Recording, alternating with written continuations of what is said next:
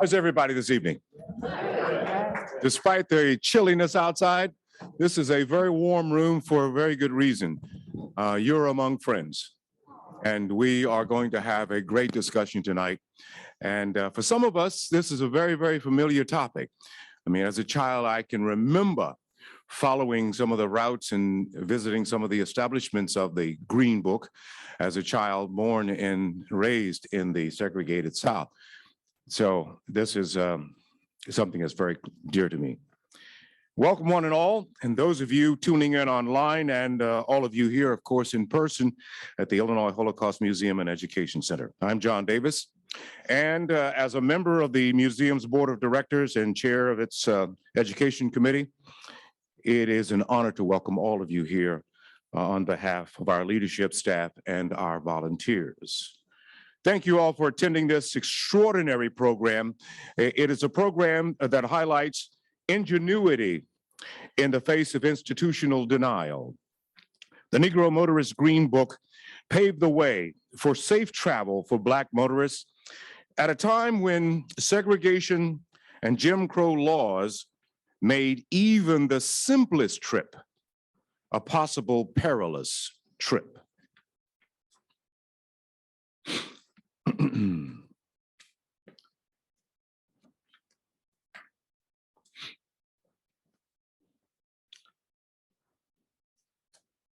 And I savor that because we went through a couple of those.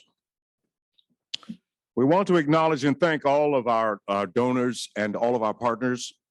The Negro Motorist Green Book was created by the Smithsonian Institution Traveling Exhibition Service in collaboration with Candace Taylor and made possible through the generous support of ExxonMobil Corporation.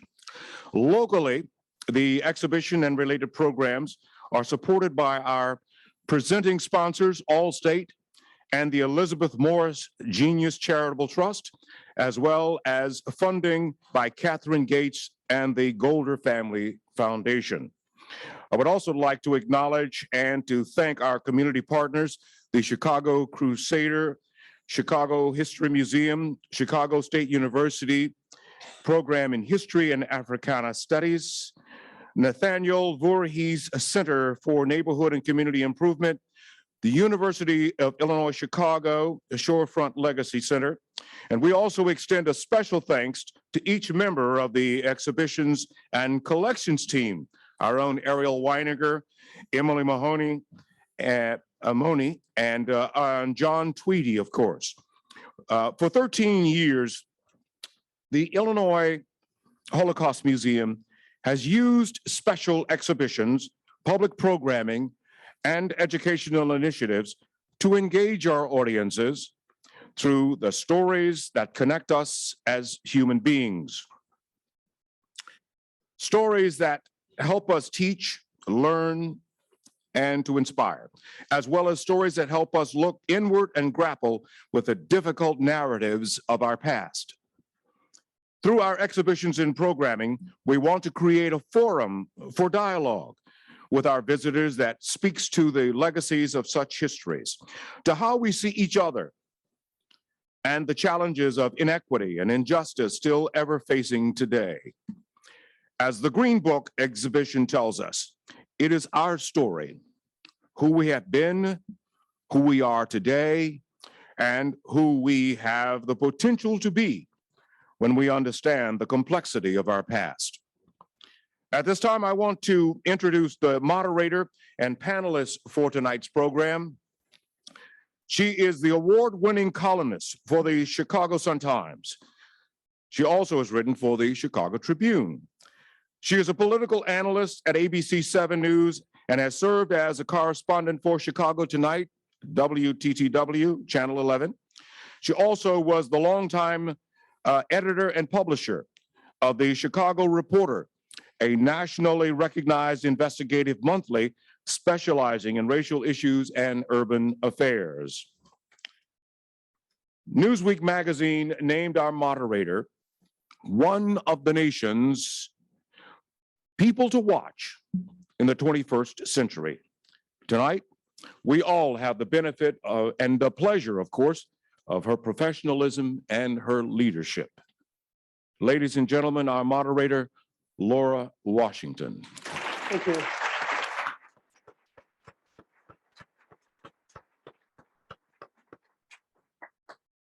And our panelist. Yoruba Richen is an award-winning documentary filmmaker whose work has been featured on multiple outlets, including Netflix, MSNBC, FX, HBO, Frontline, The Atlantic, and Field of Vision. Her recent films are the Emmy-nominated How It Feels to Be Free, which premiered on PBS's American Masters, and the Peabody and Emmy-nominated The Sit-In, Harry Belafonte's host, The Tonight Show, which is streaming on Peacock. Her film, The New York Times Presents The Killing of Breonna Taylor, won an NAACP Image Award and is streaming right now on Hulu. Yoruba's film, The Green Book, Guide to Freedom, was broadcast on the Smithsonian Channel and was also nominated for an Emmy. Ladies and gentlemen, Yoruba Richen.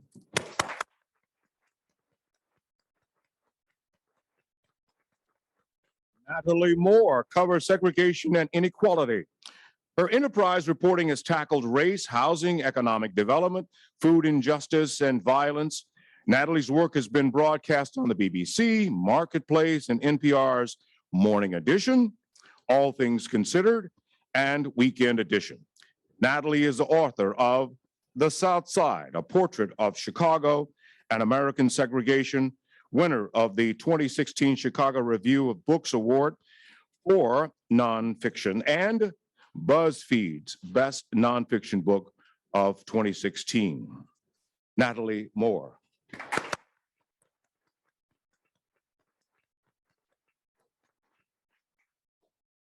Kihana Miraya Ross is an assistant professor of African American Studies at Northwestern University.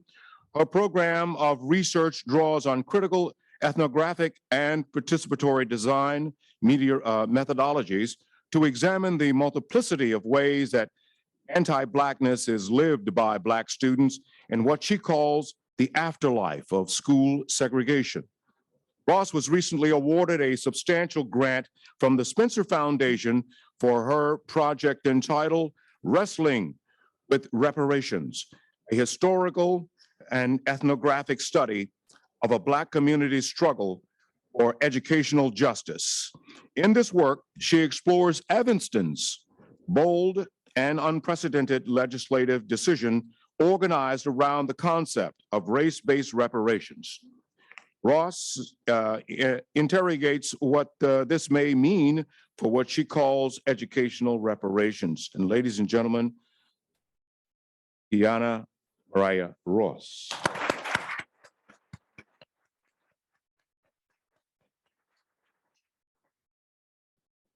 Our panelists, and I now want to relinquish this program to our moderator and put it in her capable hands, Laura Washington. Thank you. Thank you, John. John and I go way back, just a couple years, right, John? Yes, back we worked together at it's the CBS station here, Channel 2. Back in the heyday of Channel 2. Remember those days? Those were a lot of fun. Yep. A lot of great work. Yep. And there's a lot of great journalists still out there doing it, like my good friend Natalie here. I'm really looking forward to the conversation tonight, and I had to congratulate the museum on this spectacular exhibit. If you haven't had a chance to catch it yet, please visit, and you're going to probably want to visit repeatedly because it's so rich and so powerful.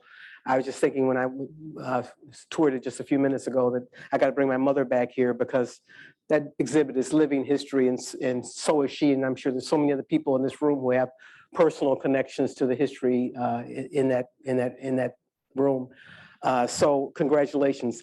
This is exciting. It's exciting to have the filmmaker who made this story happen and to have two other really spectacular experts who can bring their own perspective to this. So I want to get right into this. And as John pointed out, as if you've seen the exhibit, you'll know it's about traveling while Black. And it rang a bell with me because we all know the more contemporary term is driving while Black. And we know some of the connotations are connected to that. But you know, until I saw that film, I hadn't thought about the fact that the roots go back much further than just driving. It goes back to traveling, a much broader kind of activity that the Green Book really addressed. And a line that struck me from the film was the line that said there was a seriousness to traveling while Black, and there were severe consequences. It was indeed a survival guide for African Americans to manage travel in the 30s, the 40s, the 50s, and beyond. But the Green Book was much more than that. It's, as I said, it's about our living history. It's about our creativity, Black creativity, and about Black resilience. And that's what makes it so powerful, I think, for me. But excuse me, Yoruba, I wanted to start with you and ask you, what drew you to this subject, and why was it such an important thing for you to focus on as a film? Absolutely.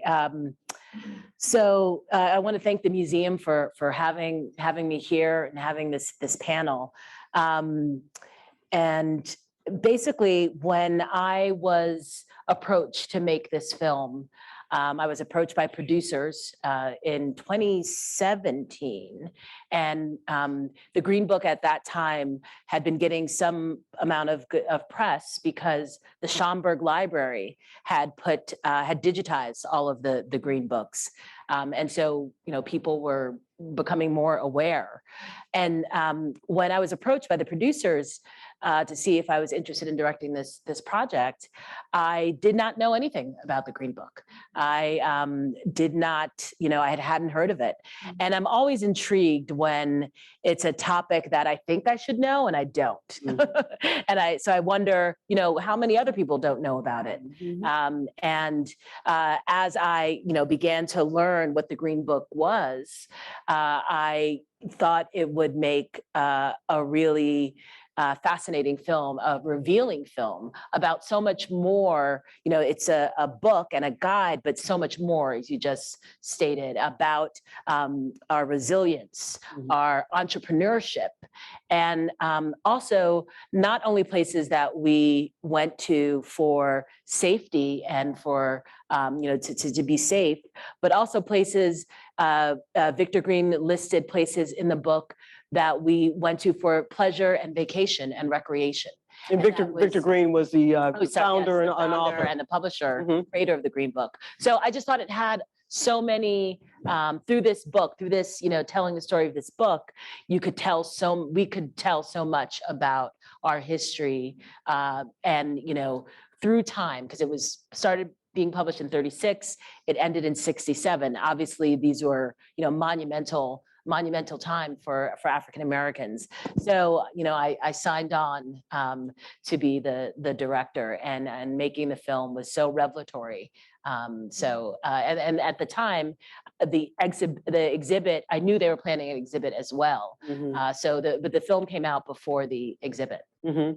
And explain what does it mean traveling while Black in this context, and how did the book address that?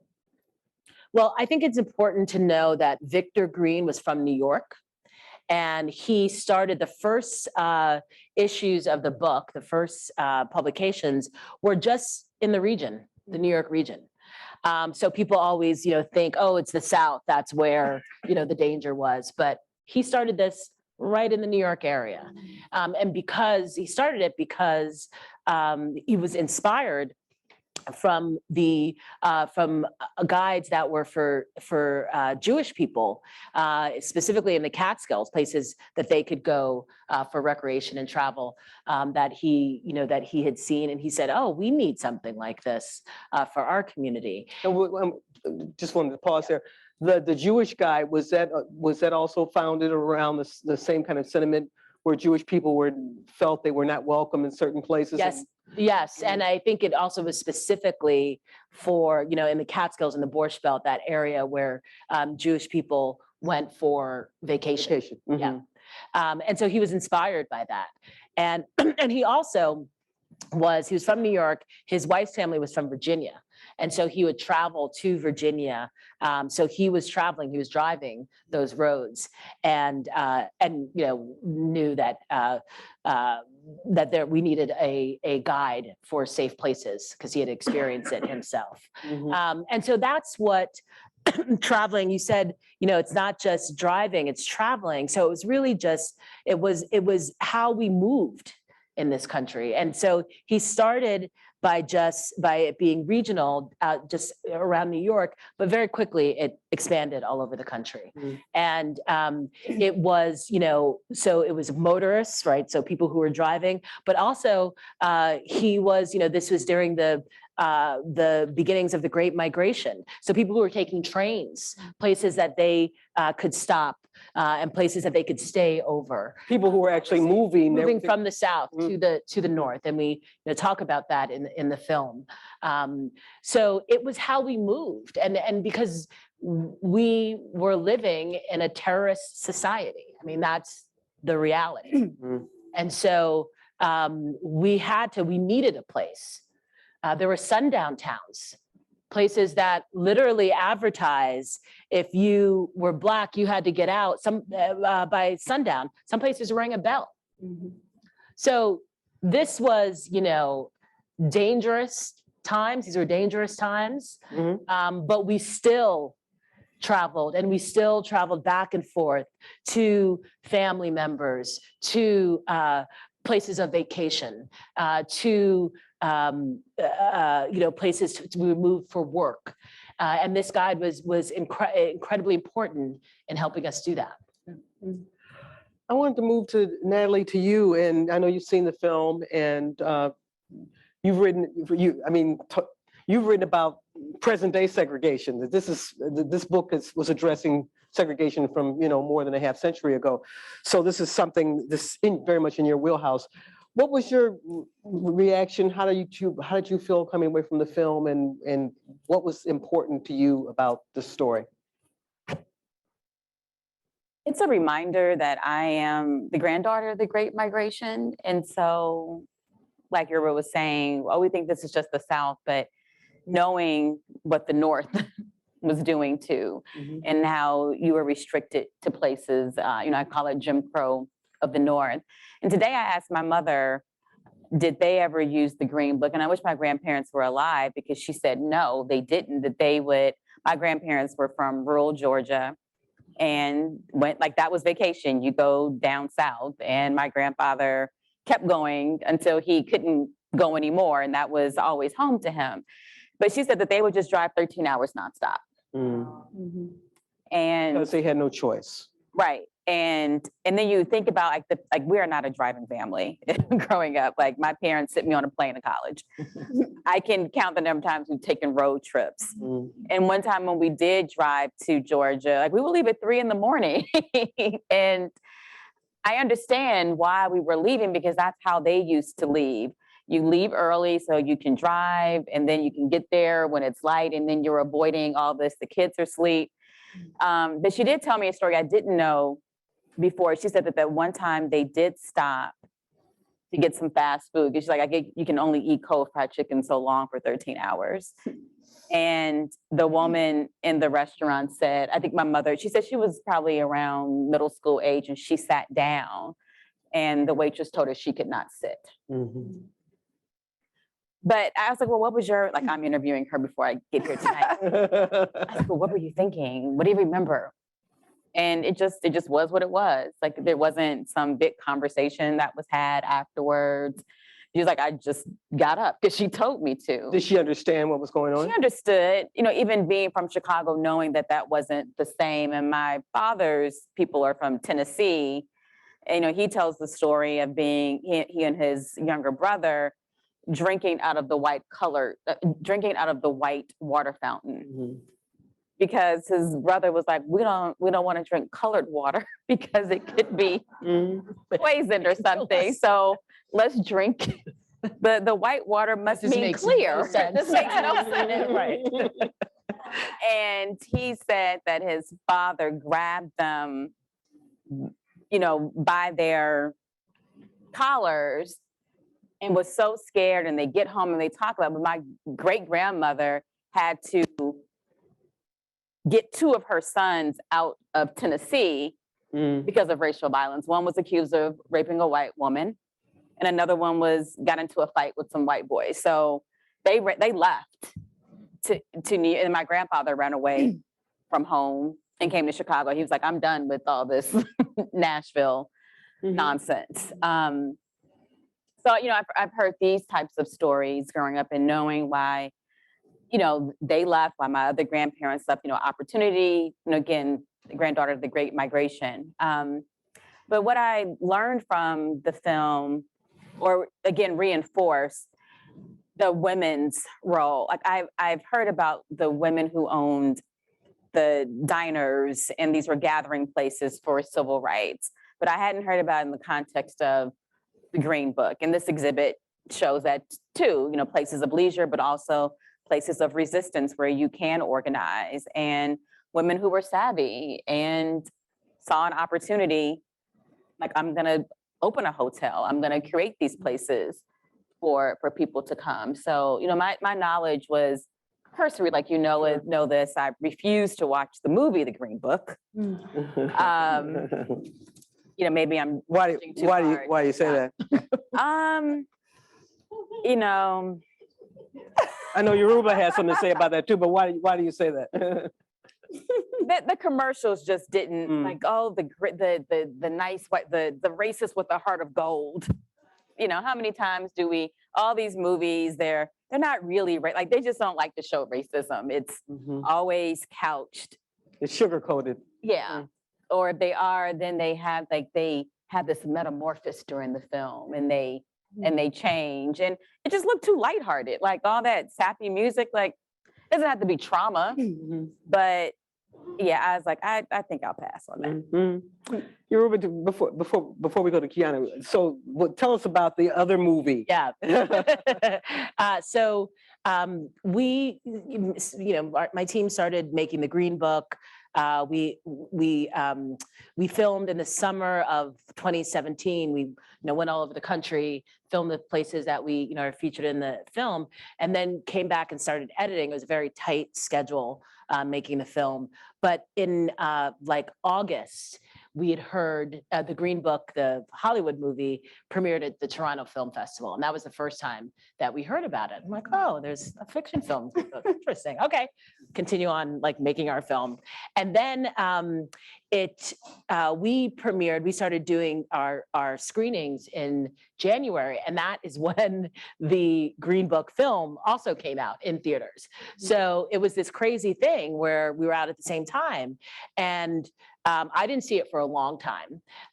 And, you know, I would get these questions because there was all this kind of mounting criticism about so many things. I mean, the fact that it was the racist with a heart of gold. It was the— And explain that there was a driver. Yeah, so it was from the white driver's perspective. I mean, this is based on a true story.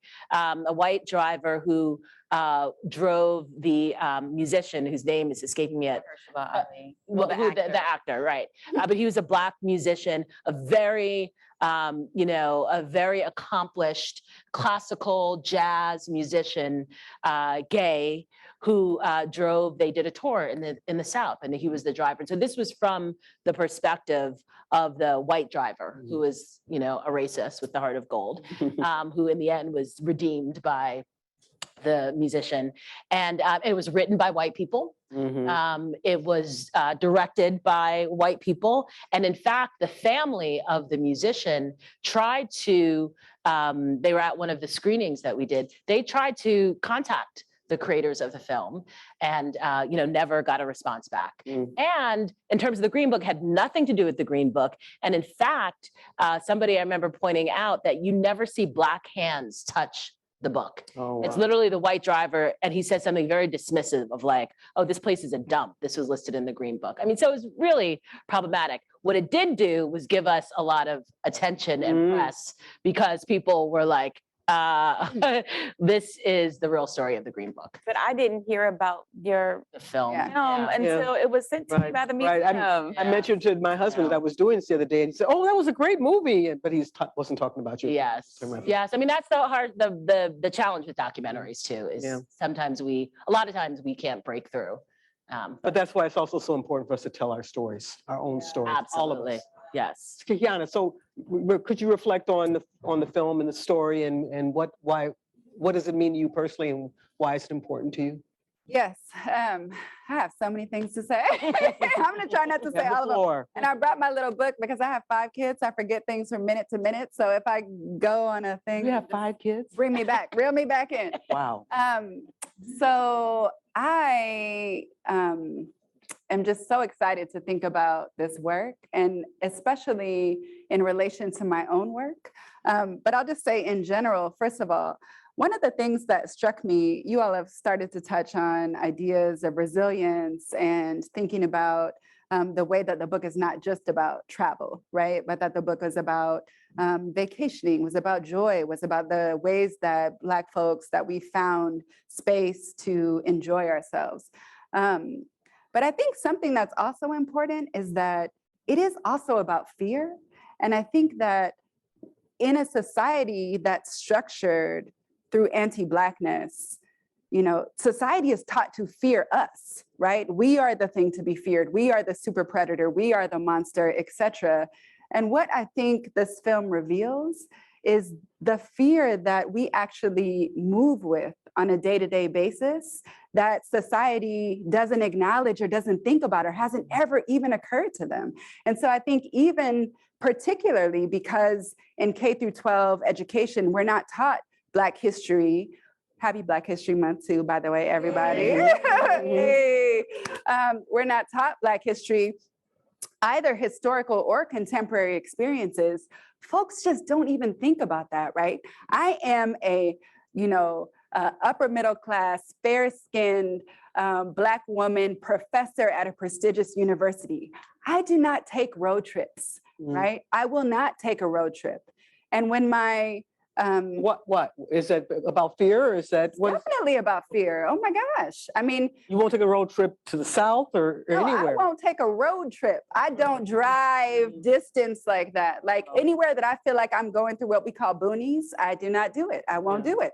I mean, I lived in Austin. We were driving to Houston. That's a 3-hour drive. I was like, everybody use the bathroom. We have our things packed. Nobody is stopping anywhere, right? And when I did have to stop, right, when my children's grandfather is a former political prisoner, former Black Panther, was in prison for 45 years in New York, and we would visit him, and the 8-hour drive from the city to the prison, whew, that was the scariest part.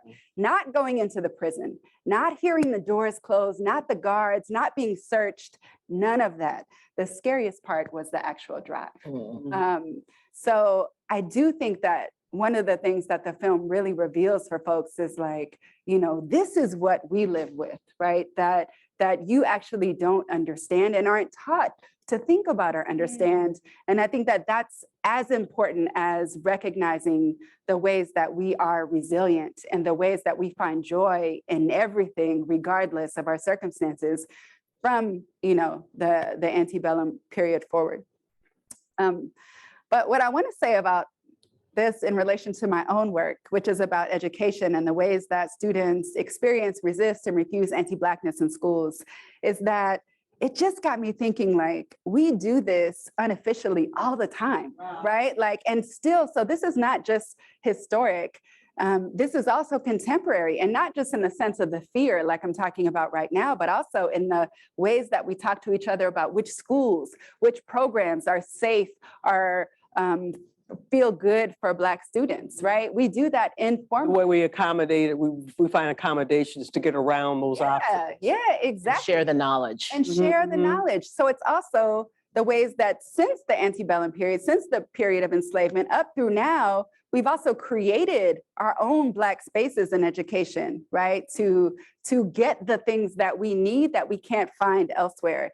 And I think similarly, the Green Book, right, is about not just telling each other about these places, but creating where there aren't those places. And it's the same thing that we've done historically and that we do contemporarily in education. So we kind of, I think I'm excited about this idea of like, you know, the unofficial educational green book, you know.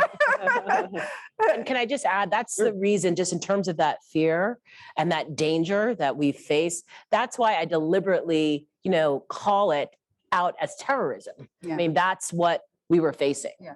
So. Yeah. Terrorism. So Yoruba, could you maybe give us a few examples of the accommodations that travelers had to make, that the Green Book help support them in? It's things like knowing which hotels are safe to go to, knowing which restaurants going to.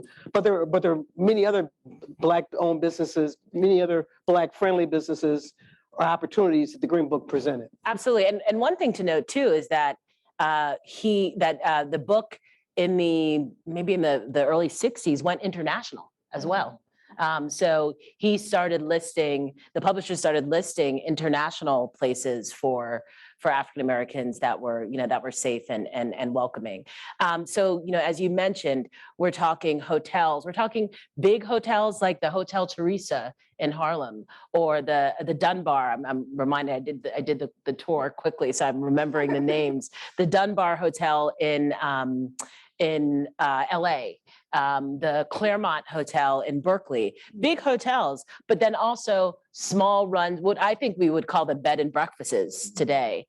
And so many of these were run by women. And sometimes they were out of their house, places, you know, that people that rented rooms in their houses, restaurants that folks went to. Somebody mentioned, I was talking to someone upstairs who's from Kansas City. And one of the places that they go to that they know from barbecue is Gates. Gates, yes. Gates is listed in the Green Book. Hair cutting places, a place to get your hair cut, to get your car service, any business that they could find. And how they found them were really interesting too. They were crowdsourced. So Victor Green would write in the early editions, you know, please write in, tell me your business. This is that we rely on you to publish this. Also, too, he was a postman, postal worker. And the Black postal workers would go out and distribute the book and also report back on what are the businesses that they are seeing, all over the country. So there were so many, as you mentioned, so many were run by women. And, you know, somebody asked me earlier, were they all African American? And they weren't. They were mostly, but there were also other businesses that, you know, were known to be white owned or, you know, not Black owned, that were listed if they were still welcoming. I saw the Drake Hotel was in exhibit. Text my family. I was like, Yeah, okay, this is where we go to have tea. Yeah, Now I feel good about this expensive choice. What is it called? The Drake Hotel. Here in Chicago. Yes. Yeah. It's a magnificent. It's still running. Oh yeah, it's a magnificent hotel on Michigan Avenue. It was the grand dame of all hotels back in those days. So that must have been pretty extraordinary. And then of course the Sutherland, which is was Sutherland mentioned in the film? The Sutherland Hotel, which is on the south side, is still there, but it's now it's, I think it's an apartments. Yeah. Right, and that was a famous place where Black entertainers. This is that was a piece of it. The Black entertainers. Exactly. I was going to say too, another such an important part of it were, you know, the Black entertainers who were traveling the country, right? Traveling the country, you know, doing their work, bringing their art, their incredible art to these places where they could not stay, to these places where they were terrorized and threatened with violence. And so these places were essential to these places where they couldn't even eat, right? These places, so the Green Book was essential in guiding our entertainers, places that they could stay all over the country. And Bronzeville here in Chicago features prominently, at least I know in the exhibit, and the Sutherland is in Bronzeville, and there are many other businesses. And I know, Natalie, you've been covering the South Side for many years. I thought about Bronzeville in this context because it was back in the day, it was seen as a Black capital of the capital of Black businesses in America. And it was a very vibrant African-American community, middle class, upper middle class. Do you have any thoughts about Bronzeville and and its role in history and where it is. Yeah, I guess I didn't think about Chicago being in the Green Book. Mm. I don't know why, it just didn't occur to me. And Because then, it's in the north, and so we're Yeah. not supposed to have these kinds of I problems. mean, but I knew that you would use these. I guess I was just thinking sundown towns, Mhm. but okay, so what if you're Chicago, one traveling- of the most segregated cities in the country? Yes, but I Natalie did, wrote a book about that. yes, but I think I was thinking about smaller Mm. places Mhm. being there, like en route to someplace rather than a destination. Right. More about that, less about it being in the north. Like I didn't expect like I knew that these were places for Black people. I just didn't think about it in the context of the Green Book Mm. in mobility. So the YWCA is listed, and that's actually where Black history started, as Negro History Week with Carter G. Woodson. We're in the birthplace of that. So, and there's some apartment buildings that are no longer there, but some of those addresses are still there. Jerry's Palm Tavern was Mhm. listed. It's in the exhibit, yeah. Yeah, it's a bar that was in Bronzeville that closed maybe a decade or so after a big fight. But I also was thinking about just Blackness and travel. Mm. And so the automobile was supposed to be freedom, as the exhibit talks about, and thinking about what these postal workers were doing, but I also thought about the Pullman trains and their role in travel. And my paternal grandfather was a Pullman porter. And what that did for our family in uplifting us into the middle class. And he wasn't one of the ones going down south and dropping off the Defender, but it's that same thing when I'm reading about the postal workers collecting, I'm thinking, oh, that's what the Pullman porters were doing. They were dropping off papers, showing that, reading the Defender, you can come north. And so there's the autonomy of travel, there's the freedom in addition to the fear, like there are all these things. And there was an exhibit last year that I wrote about that I didn't know, that I had never heard of women being on Pullman trains, Mhm. the Pullman maids. I just heard about that. Yeah, and You They know, were- that's something we've never heard. We hear, about the Yeah. porters and the. no, there weren't as many, Mhm. but the exhibit was at Newberry Library, and they were there to be handmaidens. They were brushing the pictures of them brushing white women's hair. They had to be single, like you could see their employment cards. They could be fired on a whim. And also even the porters, we talk about them, like I said, this is what helped my family, and it was seen as prestigious, but it really was a demeaning job also. I don't think that is talked about as much. And the Goodman Theater did a really good play over a decade ago about the Pullman porters, but calling them all George, making them, clean up, like it was a servitude job. And not to derail, but I live in historic Pullman now. And I had some friends come, and so we went to the historic center, like this is the nerdy thing we do now when your friends come to town. We're not going to the bars, we're going to the Pullman Historical Center. And a friend who's a professor was asking one of the park rangers, well, why did George Pullman hire white Europeans to design the cars, but Black men to be the porters? And basically she said, well, this was coming out of slavery. He was sympathetic and wanted to give Black men jobs, and it was still a servitude job. And then she said, and he also felt like Black people would have more, they wouldn't tell about the naughty behavior that they saw white people doing on the train. Oh. Wow. Yeah. So, go ahead. One thing that just reminded me of different, but the fact that Esso Yes. was the Esso gas stations were where the book was distributed, and Esso was owned by the Rockefellers, and the Rockefellers. He was married to, I forget her Laura first name, Spellman. Laura Laura. Spellman. They were old, I believe, abolitionists. Mhm. And so there was a strain, and even with the Rockefeller Foundation today and the money they give away, I mean, In the founding of Spelman College. and the founding of Spelman College, we can of course critique oil and all of that, but there was a way in which they were supportive of the Green Book and of distributing it. And I believe ExxonMobil is One of the sponsor for the and exhibit. one of the yes. sponsors here Is that the? I think so. Standard Oil Standard, yes. is the, and I don't know if Standard Oil moved into Exxon. I think Okay. so. So there's my that- so understanding. that's historical Yeah, so connection. there's it. Yeah. That's interesting. I think, sorry, just something else that's interesting about the places is that I feel like one of the things that I thought was very interesting about the film, and again, just I'm thinking about it in the context of education, is it disrupts this idea of, in the educational sense, like a linear educational progress, right? Like in school, we learned that, schools were bad and they were segregated. And then we had Brown v. Board of Education, and then things were better, right? That's this kind of watershed moment.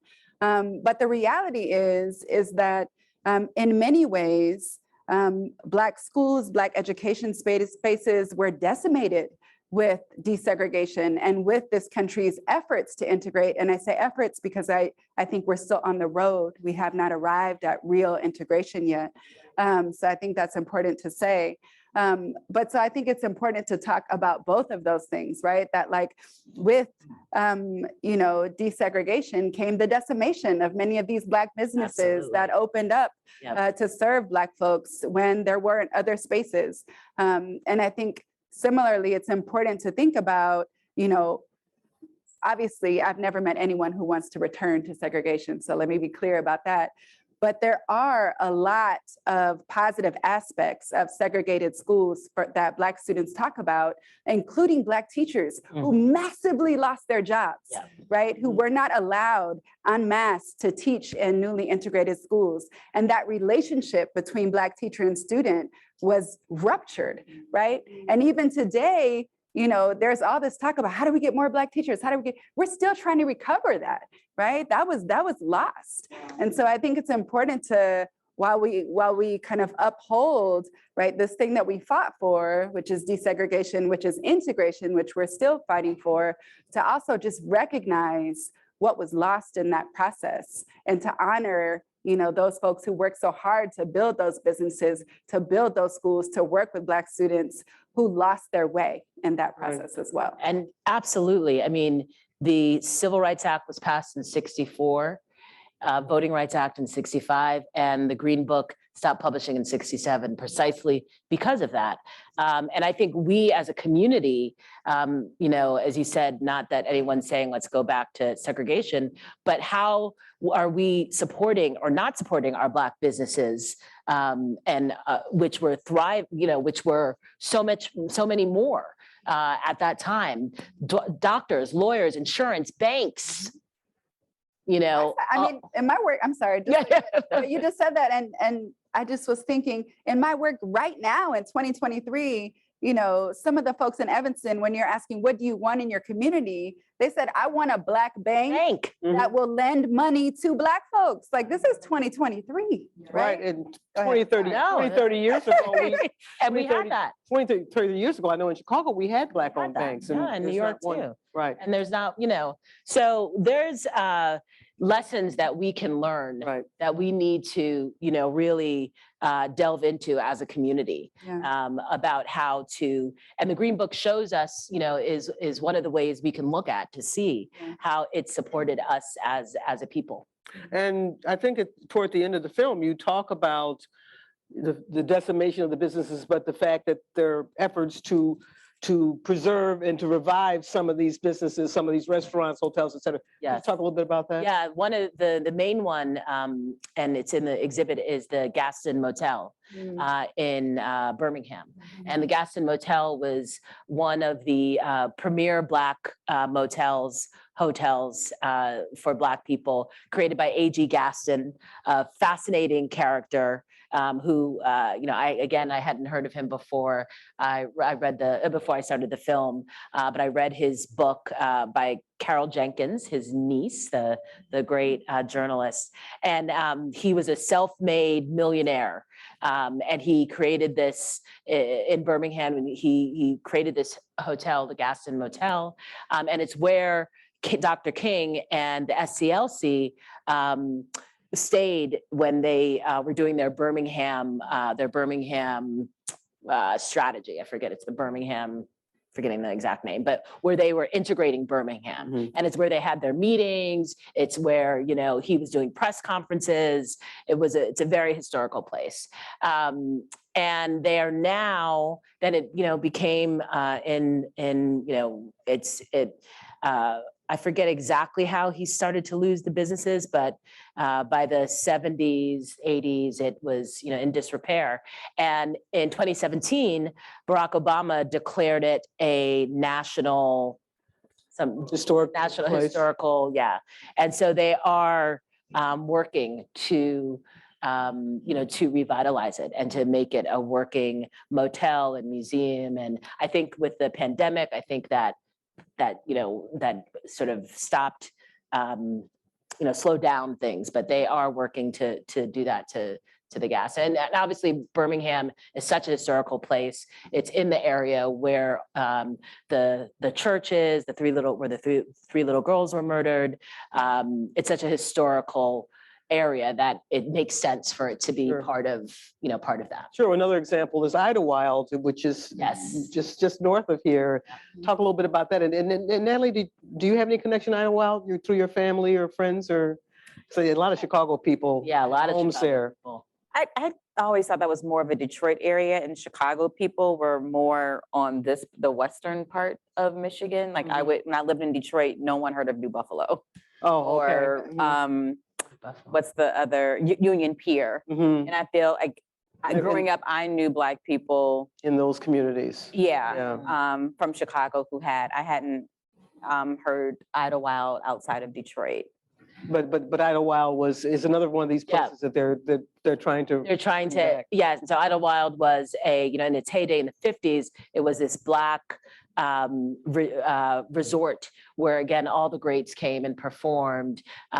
It's, a place, I think the history is fascinating. I think it was started being developed in the early 1900s. And one of the earliest landowners there was a Chicago, I think he was the first Black heart surgeon. And so there were, it was the elite of our community from Detroit, Chicago, but they came from all over too.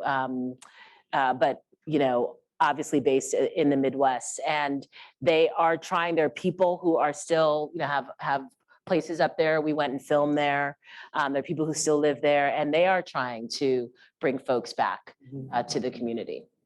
So Natalie, you've written a lot about the topic of segregation. We were just talking a little sort of like about the fact that desegregation is sort of a double-edged sword. It's Brown versus Board of Education opened up our schools, but was that necessarily a good thing long-term? Do you have any reflections on that sort of double-edged sword issue in terms of segregation, particularly in Chicago?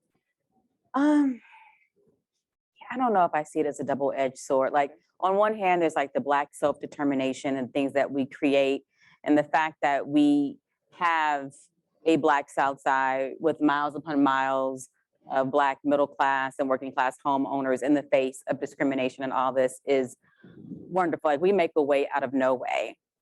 But even speaking, like there's a book that changed my life called The Color of Money by Ursula Barandaran about Black banking. And we can sit here and say, oh, we wish we had Black banks, but the reason why they failed is because Black businesses and banks are only really set up to cater to our communities, and they don't get other Investments.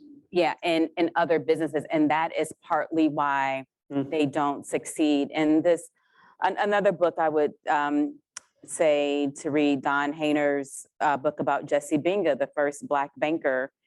And, he crashed by the Great Depression. But what I learned about banking I would say the big takeaway is that Black capitalism is not going to save Black America. So even when we talk about Black businesses and how they've helped in the day, and I'm not like, this is not against Black businesses, but it's the Black capitalism isn't going to fix these problems.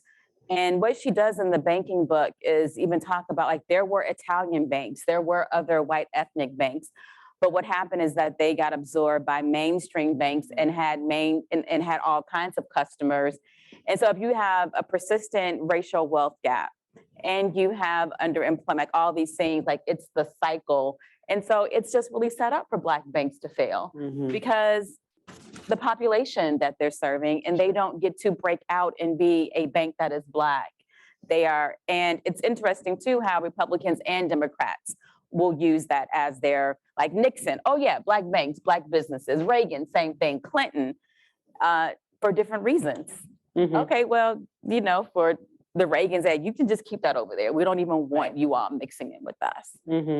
And for some Democrats, it could be, well, we're hearing like, yes, this is a good investment. So the double-edged sword to me is making sure that we don't fall into, this was so great. Even Bronzeville, like we can talk about how wonderful the legacy was, but there was also slum housing that was there and kitchenettes. It wasn't just the doctors living next to a janitor.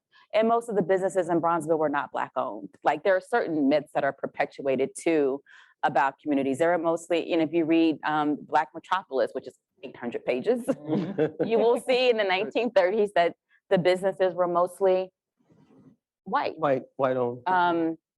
So, you know, it just gets, but does that mean that there wasn't vibrancy and that jazz was born and blues, and again, making a way out of no way? But you also could not go to a hospital and you might die because of segregation. Or my mother was in school during Benjamin Willis superintendent. Famous Willis wagons. The Willis wagons. Explain what for those. So the Willis wagons were, because they did not want to integrate the school system, they built trailers in front of the Black schools. And then my mother's school was so overcrowded that she had to go to school for half a day for a year. Because and the trailers were not heated, and they were just substandard places for. So she didn't go to school in a trailer, but they had ships. So she didn't get a full day of school for a whole year because of segregation. That sounds like what was what education was like before Black versus Board of Brown versus Board of Education. Yeah. Well, I think it's actually not that simple though, right? It's not, I don't think we should say that's what education was like before Brown v. Board, because I think that what normally happens is that is what we say, right? And then we learn, just like the way that we learn about slavery is like, there was this bad thing and people had to work, and then Abraham Lincoln came and freed the slaves and things were better. And it's actually not that simple. And I think that when we're talking about education in particular, we have to say the both and. Yes, segregated schools were materially impoverished. Yes, they did not have the resources that they should have had, period. No one is going to disagree with that, and no one would argue that. But are there positive things that came out of those spaces? You know, if you think about someone like the late Bell Hooks, who talked about the terror that she experienced in integrating schools, right? And moving to an integrated school, and how horrifying that experience was for her, because she lost the joy of learning, right? And that's a different perspective, but I think it's an important perspective to hold, because there is something special that also happened in those places, despite being materially impoverished, that we also have to honor. So no, do we want to go back to that? Absolutely not. No one wants to be forced or not able to go to one place based on the way that they're racialized in this country.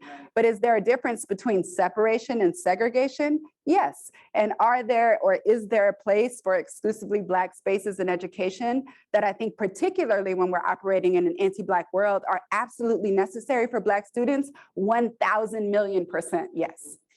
I'll just say that the Willis wagons were after Brown versus Board. They were in the No, I know. I was. So, you know, like what Chicago, again, Jim Crow of the North, like these were different issues in the North, and what Richard J. Daley was able to do with housing and education, that was the Chicago way. Right.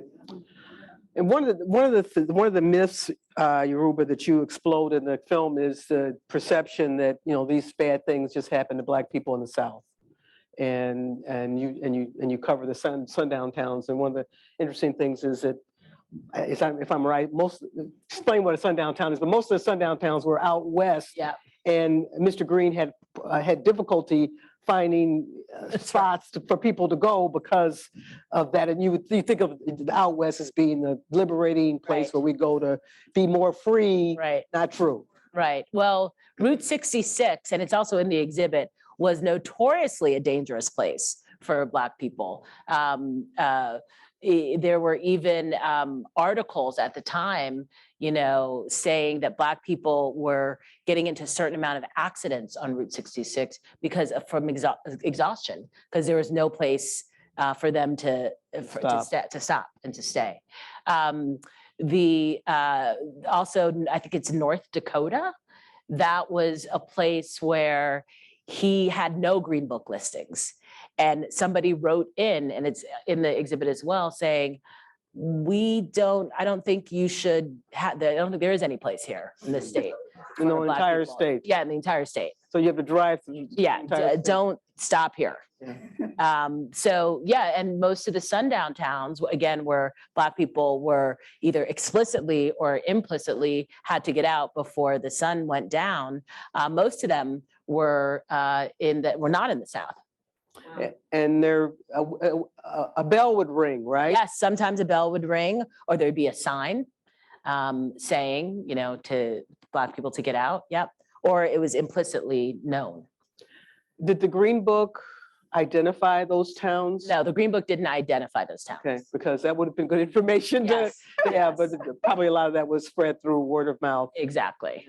Yeah. It's funny because that part of the film, actually, I felt embarrassed when I first learned about Route 66 and thinking about myself as a kid, like getting one of those shirts from Urban Outfitters that has Route 66. I mean, like having no idea, like that didn't have nothing to do with me, or maybe. Yes, exactly. Get your kicks, but Black Yeah. folks weren't getting their kicks. Yeah, No. exactly. No, we were not.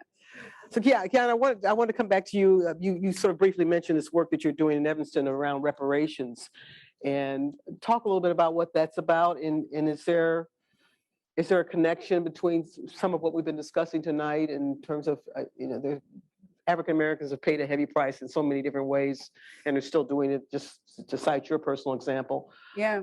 So, Yeah, I mean, I think one of the biggest things is, like I said, I think just making sure we're not thinking about this as just a historic thing, right? That this is the Green Book, that this happened during this particular time period. This was the time period of Jim Crow, when actually, you know, we are still having those same experiences in different ways, right? I want to honor the experiences of folks who came before me. So I don't want to say they are the same, because they're not the same, but they are the same in different ways. I'll get to that in 1 second. I just want to share an example, because I was thinking about how, like, you know, I was pulled over recently, and I was thinking about how terrified I felt. And again, thinking about who I am in this world, like that's how I feel me. And like, imagine folks who are in more close proximity to danger on a day-to-day basis, right? But when I was 16, I had just started driving. I was in the car with my friend. We're driving, and a cop pulls, you know, flashes lights behind me. My instinct was run. I literally had not done anything at this point, had nothing to be concerned about except for who I was. And I sped through a red light. And I was like, go. And my friend was like, what the are you doing, right? Like, pull over, like basically grab me to say, pull over. And it kind of shook me out of and I was like, oh, like, let me pull over, you know, and it luckily didn't become more than that, really. You know, they kind of rushed up, and I was just like, I'm sorry, I was scared, right? But like, that was my initial instinct, right? This is not in 1935. This is not in 1967, right? And that's the same instinct that I had recently, a couple months ago, being pulled over as a grown woman professor at a prestigious university. But Tyree Nichols. Yeah. I mean, and that's so layered. He ran, and people say, why would he run? He endangered himself by running. He ran for the same For reasons. the same reason. Yeah, right? he's a young black man. For the So same reason. I was pulled over in the north. I don't know if I was covering a protest at the head of Mondalee's house. So it was on Sheridan Road. And I got pulled over and I was like, oh my God, what's gonna happen to me? But I was pumping breast milk. Oh and my that's what gosh. saved me. Well, I shouldn't say saved me, but the cop was like, oh. I don't want anything to do with that. Like, you know, you just get it, like, is it irrational? But it's fear, it's real. Yeah. And I pumped and I drove, like it was a hand pump. And I Yeah. was like, okay, well, I'm just gonna keep pumping. Yeah. And maybe he'll be embarrassed. And then he saw, and he was like, Just go. Right. Yeah. But that happened to you, relatively recently. like a few years We've all- ago. If you had an experience like that? No, where you I'm pulled a over, New Yorker and barely drive. I'm driving more now. But I've had experiences where I've been at an elite institution when I was in college and, was called out, called Aunt Jemima, handcuffs put on me, shopping while black. Yeah, I mean, this is shoplifting at while a- black. yes, I mean, we've all had these experiences. Mhm. And again, I go back to terror and terrorism Yeah. that we face. Yeah. But I just- let's go back to, you want to say something else? I want to get to your reparations piece too. Yeah, no, I just think that, and folks have all kind of feelings about, what's happening in Evanston with reparations. But we were talking about this a little bit before, and my perspective is that I think this is a yes and situation, right? That we should say that this is an important acknowledgement that's happening, right? To say that we are trying to acknowledge a historic racialized harm, right? The way Black folks were segregated in Evanston, the way Black folks weren't allowed to purchase homes in certain places, and the ramifications of that. And also we should be doing more, right? And also we deserve more. And also reparations should be more encompassing. But I do think that this is an important first step. And what I'm interested in particular is thinking about what this means for education and what it means to think about educational reparations. And there is actually a school that was in an all Black neighborhood. This is so interesting because there's so many connections in terms of thinking about the complicated feelings that folks have about Black space. But there was a school in a historic Black neighborhood that was shut down in the late 60s to integrate Evanston. And to this day, in 2023, many of you may know this if you're local, Black students are still from this neighborhood bused to a million different schools in Evanston, right? While people in the rest of the city walk to their neighborhood school. And so Black students obviously are bearing the burden of integration and have since the late 60s. And recently the school board voted to reopen the school. It's been a decades-long fight in this community to reopen what was Foster School, and it will be reopened in 2025.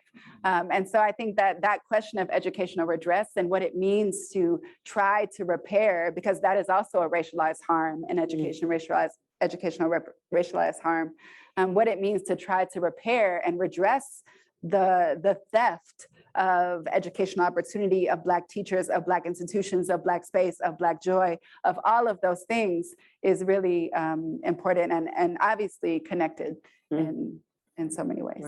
Did you want to say something? No. Well, Well, one thing I do want to say is, what is the context in which we're having this discussion? We're talking about education.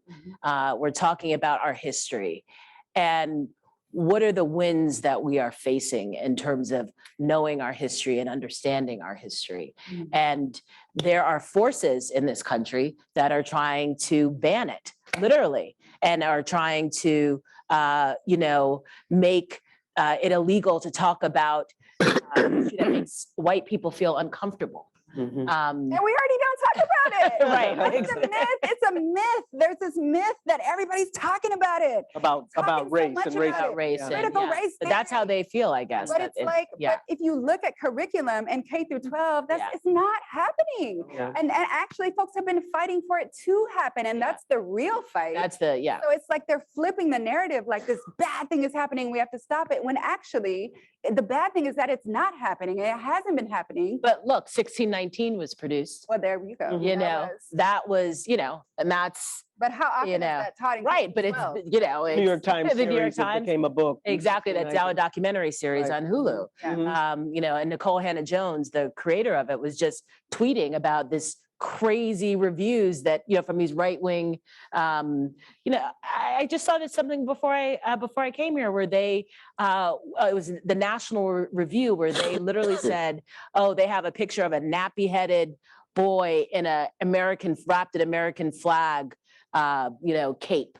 You know, this kind What's of, wrong with that? yeah, this kind of vitriol and racism that is so open. Yeah. So anyway, I mean, I think it's important for us to acknowledge that this that, you know, this situation that we're in terms of understanding our history and getting our stories out there, and the challenges that we're having, especially in some parts of the country, Florida, and not just Florida, other places as well. And you're touching on my final question, which is we want to end, this is a very complicated, very challenging story, and we're still being challenged today. But this is also a story about hope and success. The Green Book was built on success, right?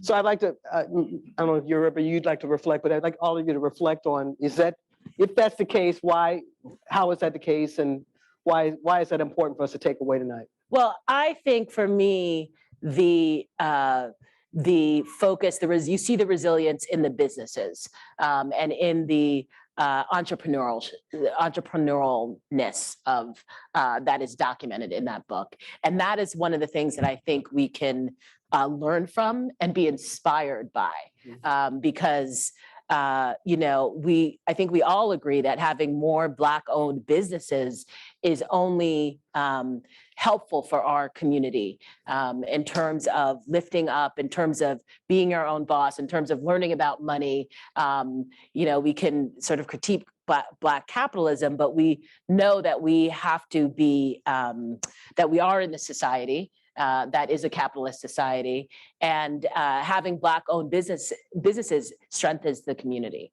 So that's the inspiration that I have from you know, that the Green Book teaches me. Natalie? I believe that art and culture can help change the world, make personal connections. So I'm just happy that this exhibit is here at this museum, because when you hear, oh, it's at the Holocaust Museum, you take a pause and you understand the connections. And so I'm glad, I mean, because there's also white segregation.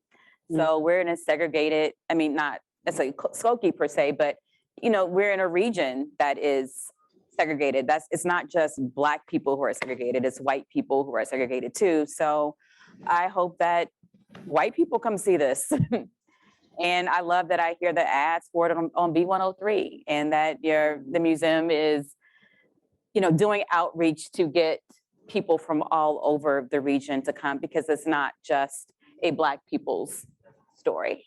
And I was just talking earlier to someone about, you know, this could be at the DuSable Museum, the great DuSable Museum on the south side of Chicago. But if it were, maybe we wouldn't see some of the folks that are here tonight may not be willing or able to venture there because of our segregated city. Yeah. Right?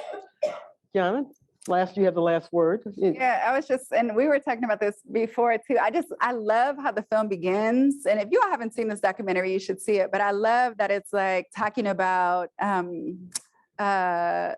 folks. And it's like the Green Book is about, like, you know, our care, like our flyness, our joy, and I just love that opening, because I feel like that's what we have to hold, right? We have to hold that since the beginning of things, like we have always struggled and we have always found a way, right? And I think that it's important to always hold those things together, because that is our experience. And if you are someone who recognizes the ways that anti-Blackness structures the society, then I think you also have to recognize the significance of Black folks being able to smile in the midst of this, right? To take those moments, even just to find a moment of joy in the middle of this world that we live in. So I think that is hopeful in and of itself. And can I just say one quick thing, a little plug? So if you do want to watch the film, you can see it. It's on the Smithsonian Channel and also on Paramount Plus as well. And You have a new film out too. you do. Like that. I do Plug away. I do have a new film, deals with a lot of the same history, but it is called The Rebellious Life of Mrs. Rosa Parks. It's the first feature-length documentary about Rosa Parks, and it's streaming on Peacock. And it's also will be broadcast on MSNBC on Saturday on her 110th birthday.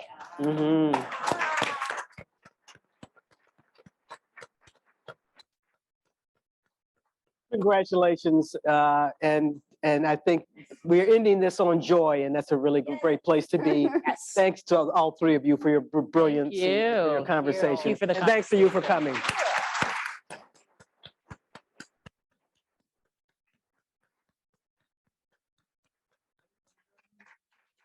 For Washington, Yoruba Richen.